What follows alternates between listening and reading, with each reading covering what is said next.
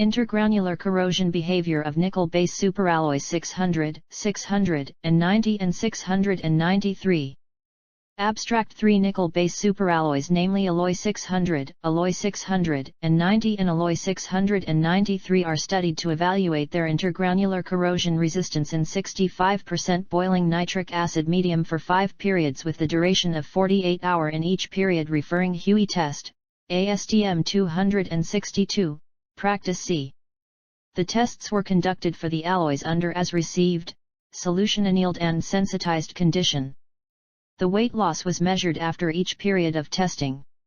The tested specimens were observed under SEM. Severe grain boundary attack was observed in alloy 600 and alloy 693 with dissolution of matrix. Alloy 690 showed excellent resistance towards intergranular corrosion compared to alloy 693 and alloy 600 in as received, as well as both heat-treated conditions. Keywords: alloy 600, alloy 690, alloy 693, intergranular corrosion, practice C, nitric acid. Introduction. Generally, the passive film formed on a material tends to be uniform and free of pores. The properties of the film change in the areas where the material surface is associated with the grain boundary precipitates. Such heterogeneity is dangerous since it weakens the stability of the material without producing much change in the outward appearance. Corrosion attack under such circumstances leads to intergranular attack, which may result in the loss of strength and ductility of the material. Intergranular attack is accelerated by potential differences between grain and grain boundaries, i.e. attack is determined by availability of anodic sites at grain boundaries. Therefore, to create anodic sites, the specimen should get passivated. The usual form of intergranular corrosion, IGC, occurs due to sensitization, which is the depletion of chromium and formation of chromium carbide precipitates adjacent to grain boundaries.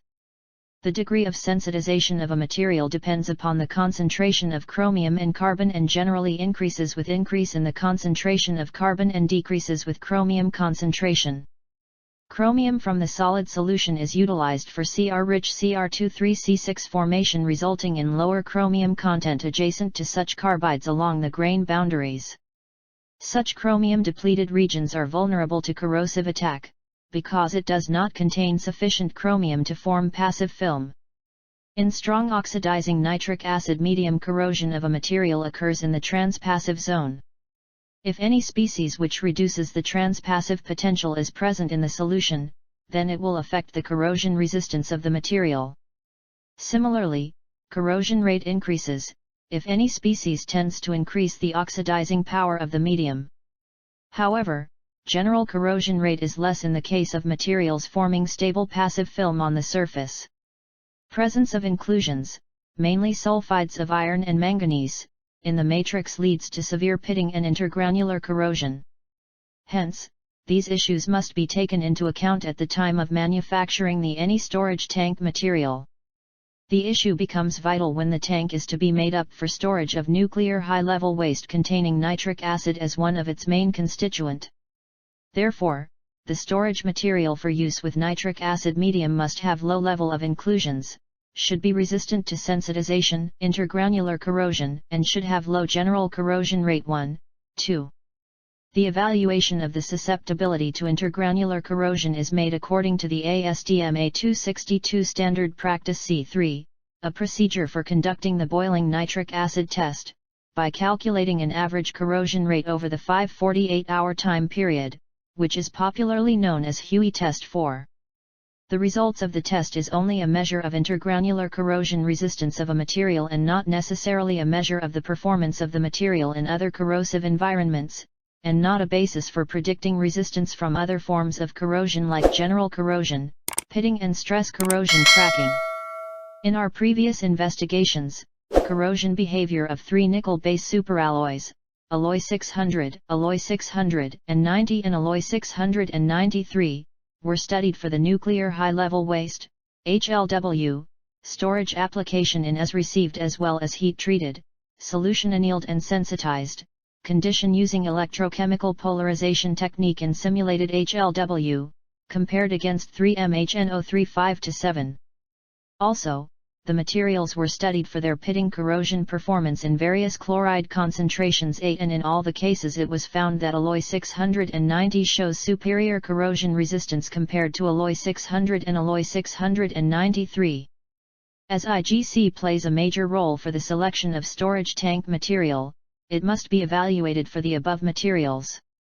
The purpose of this study is to put forward knowledge about the susceptibility to intergranular corrosion of the 3 nickel-based superalloys which are candidate materials for the nuclear high-level waste storage application. 2. Experimental. A. Materials and heat treatment. 3 nickel-based superalloys alloy 600, alloy 690 and alloy 693 were used for this investigation, for which the compositions are given in Table 1. The condition of heat treatment to carry out solution annealing and sensitization are mentioned in Table 2. The as-received specimens were solution annealed according to the temperature and time mentioned in Table 2 and immediately quenched in water. Solution annealing was carried out to dissolve the pre-existing carbides in the matrix. Few of the solution annealed specimens were further heat treated at the sensitization condition as per Table 2 and allowed to cool in air to induce sensitization. B. Specimen preparation. As received, solution annealed and sensitized specimens were polished with 600 grit silicon carbide paper. The specimens were cleaned with soap solution and then with acetone before using for IGC evaluation. See Intergranular Corrosion Study. In the present investigation, the intergranular corrosion resistance of the 3 nickel-based superalloys under various conditions, as received, solution annealed, and sensitized, were tested using Huey Test, ASTM 202A. Practice C. 3, 4. A 1-liter Erlenmeyer flask equipped with a cold finger-type condenser was used for the test. The specimen was hanged using a glass hook. The test solution was 65% nitric acid, prepared by adding distilled water to concentrated nitric acid. After immersing the specimen in the acid taken in the flask, cooling water was passed through the condenser and the acid was heated to boiling on a hot plate throughout the test period. After each test period, the specimen was removed, rinsed with water, and dried, cleaned with acetone, and the weight of the specimen was taken with accuracy up to 0.0001 guaranis. The effect of boiling nitric acid on the material was estimated by determining the loss of weight of the specimen after each test period of 48 hours and for the total of the test periods 240 hours. The corrosion rates are reported as mils per year. The rate of corrosion is measured using the following equation. Rate of corrosion equals 472x, 7290 xW, /AXDXT, mils per year, 1.0. Where, T equals time of exposure in H. A equals total surface area in cm2.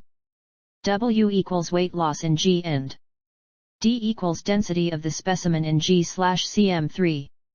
The primary purpose of the Huey test is to detect the susceptibility of the alloys to intergranular corrosion due to harmful carbide precipitation. During the test, selective dissolution occurs in the chromium-depleted zones and the dissolution of carbides, intermetallics, phosphides, and sulfides, if present 9. During each period of testing, use of fresh nitric acid is essential.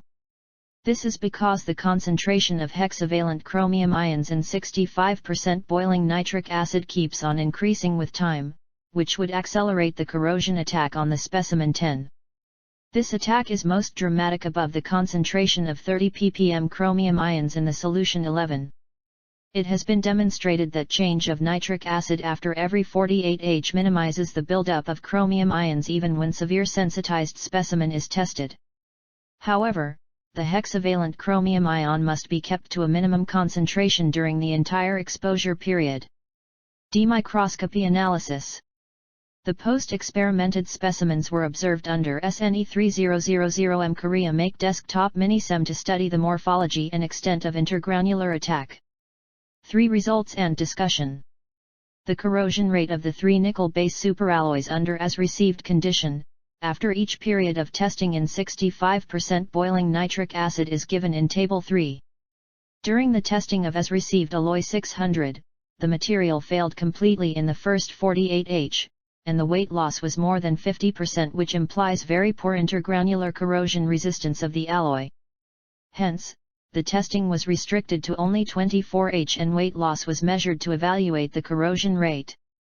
The corrosion rate obtained for this alloy was 2,829 mils per year. It could be observed from Table 3 that the corrosion rate of alloy 693 is very high compared to alloy 690 under as received condition. As received alloy 690 showed an average corrosion rate of 2.8 mils per year, whereas as received alloy 693 showed 825 mils per year. The SEM images of the specimens after Huey test are represented in Fig. 1. Severe intergranular corrosion with grain drop was observed in alloy 600 and alloy 693 under as received condition, whereas the grain boundary attack was very less in as received alloy 690 with no grain drop. However, intergranular attack was observed at the twin boundaries of as received alloy 690. Severe dissolution with pitting identified in the matrix of as received alloy 600, Fig. 1b, along with higher corrosion rate could be attributed to the lower chromium content as well as higher sulfur content in the matrix. The higher corrosion rate of alloy 693 under as received condition is due to the higher percentage of carbon, 0.09%. Microstructural characterization of as received alloy 693 revealed the presence of higher amount of precipitates in the matrix as well as adjacent to grain boundaries, where selective dissolution occurs during the testing and hence, increased the corrosion rate. In addition, the smaller grain size of alloy 693 could be responsible for higher intergranular corrosion. Smaller grain size implies shorter diffusion path and quicker carbon consumption and hence, higher intergranular corrosion. 12. As mentioned above, the intergranular corrosion testing for alloy 600 under as received condition was restricted to 24H, therefore, the same time period was applied to the heat-treated, sensitized and solution annealed, alloy 600 specimens also. The corrosion rate of all the three heat-treated nickel-base superalloys after each period of testing in 65% boiling nitric acid is given in Table 3. The SEM images of the specimens obtained after Huey test are shown in Fig. 2. Intergranular corrosion was observed in all the cases. The solution annealed alloys 690 and 693 did not show any significant weight loss after 240H testing and the corrosion rate was found to be less than 3 mils per year and hence, exhibited excellent intergranular corrosion resistance compared to the as received and sensitized specimens. Some grain boundaries in the solution annealed alloy 600 specimen were corroded, however, along many boundaries, the corrosion attack was only in localized areas with parts of the boundary remaining unattacked. The corrosion attack on the solution annealed alloy 693 was along the grain boundaries. The grain boundaries of solution annealed alloy 690 were also marginally attacked. The sensitized alloy 600 and 693 specimens corroded to an extent that many grains dropped from their surface, but no grain had dropped from the sensitized alloy 690 specimen. The grain boundaries of the sensitized alloy 690 were also attacked and the precipitates within the grains had been edged away. When these austenitic nickel-base alloys are extensively heated and allowed to cool slowly in the sensitization temperature range, chromium-rich carbide precipitates along the grain boundaries leading to chromium depletion along the grain boundaries, which causes sensitization. When the sensitized material is exposed to corrosive media, intergranular corrosion, IGC, takes place. It is well known that during heat treatment elements like Si, Mn, S, P, and B segregate to the grain boundaries of the alloy and such segregation results in the formation of weak passive films at the grain boundaries, which rapidly dissolve resulting in selective IGC. When the concentration of acid increases beyond 8N or the temperature increases beyond 80 degrees C, the protective Cr2O3 passive film formed over the surface gets oxidized to CrO3 with the transformation of Cr3 plus ions into soluble Cr6 plus ions 13. Fig. 2, SEM images obtained after Huey test, A, SA and B, SEN alloy 600, C, SA and D, SEN alloy 690, E, SA and F, Sen alloy 693. For conclusion. From the above practice C experiments, it is concluded that alloy 690 showed superior intergranular corrosion compared to alloy 693, followed by Ali 600 in as received, sensitized as well as solution annealed condition. Acknowledgements. The author acknowledges Dr. U. Kamachi Mutali for his valuable support in this work. The author also thanks Corrosion Science and Technology Group, Indira Gandhi Centre for Atomic Research, Calpaxam, India for their support in completing the work.